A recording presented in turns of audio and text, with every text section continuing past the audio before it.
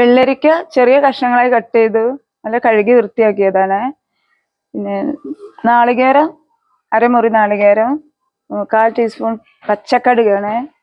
പിന്നെ ഒരു 5-6 പച്ചമുളക്.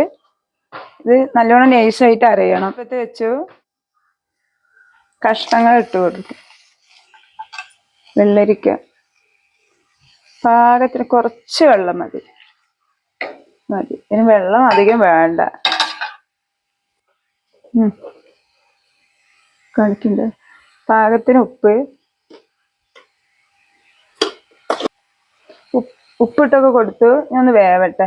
അധികം വേവണ്ട, ഒരു 1/2 വേവ്. ഒന്ന് ആവിയിലൊന്ന് വേവട്ടെ. മിക്സിയുടെ ജാറെടുത്തു,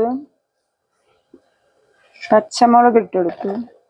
ഈ നാളികേരം,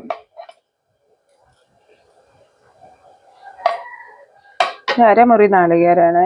കുറച്ച് കടുകും,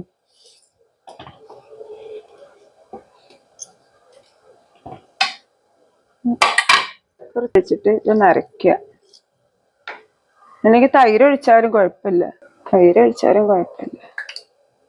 പുളി ഏറിയാല് വെള്ളം ഏറൂല.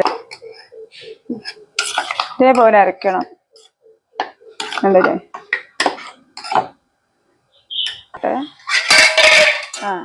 വെള്ളരിയിൽ വെള്ളമില്ലേ കാണിക്കുക. വെള്ളമൊക്കെ നല്ലോണം വറ്റി. അപ്പം ഇതിലേക്ക് ഇതൊന്നും ഇട്ട് കൊടുക്കും. അരച്ച കൂട്ട് പച്ചക്കടുകും നാളികേരും പച്ചമുളകും.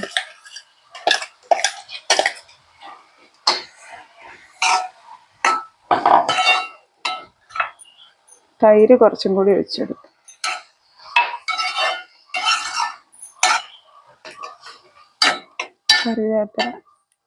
കറിവേപ്പില ഇട്ട് കൊടുക്കും. ആയിപ്പോയി. പിന്നെ വറവിടാൻ കറിവേപ്പില ഇല്ല, അതാണ് ഞാൻ വെച്ചത്.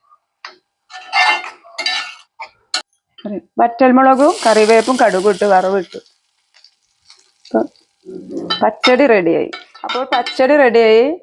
എല്ലാവരും ഇഷ്ടമായെങ്കിൽ സബ്സ്ക്രൈബ് ചെയ്യുക, ലൈക്ക് ചെയ്യുക, കമൻറ്റ് ചെയ്യുക, ഷെയർ ചെയ്യുക.